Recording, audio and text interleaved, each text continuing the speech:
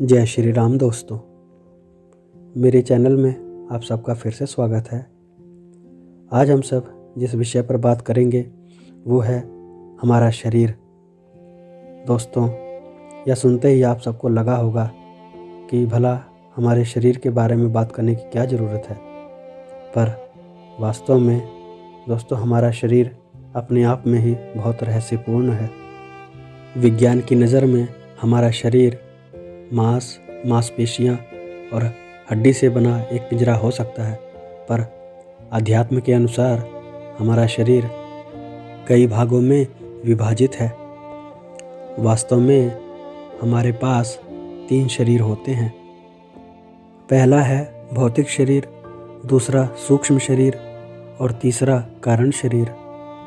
दोस्तों, हमारे शास्त्र जैसे भगवद गीता, रामचरितमानस और पुराणों इत्यादि में आप सबको इन तीनों शरीरों का वर्णन मिल जाएगा। तो आइए सबसे पहले बात करते हैं भौतिक शरीर की। हमारा भौतिक शरीर भौतिक पंचभूत पदार्थों से बना होता है।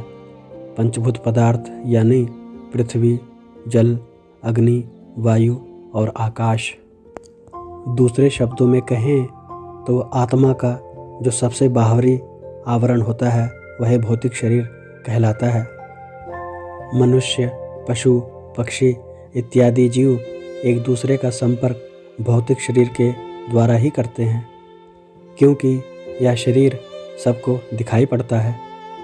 भौतिक शरीर के ज्ञान का माध्यम 5 ज्ञानेंद्रिय और कर्मेंद्रियां हैं, जैसे त्वचा से स्पर्श का ज्ञान, जिह्वा से रसना का ज्ञान, नाक से गंध का ज्ञान, आँख से दृश्य का ज्ञान और कान से श्रवण का ज्ञान। दोस्तों, हमारे भौतिक शरीर से केवल भौतिक पदार्थों का ही ज्ञान हो सकता है, सूक्ष्म का नहीं। हमारा भौतिक शरीर परिवर्तनशील है, यानी जन्म लेने के बाद बचपन, जवानी और बुढ़ापे की अवस्था से गुजरने के बाद या अंतकाल में मृत्यु को प्राप्त हो जाता है। जीवन काल में यह भौतिक शरीर कई प्रकार की बीमारियों से भी ग्रसित हो जाता है। दोस्तों, हमारे भौतिक शरीर में बहुत सी खामियां हैं।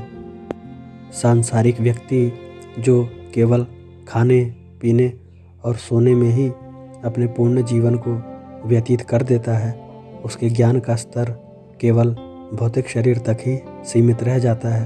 वह अपने जीवन काल में कभी भी सूक्ष्म और कारण शरीर का अनुभव नहीं कर पाता।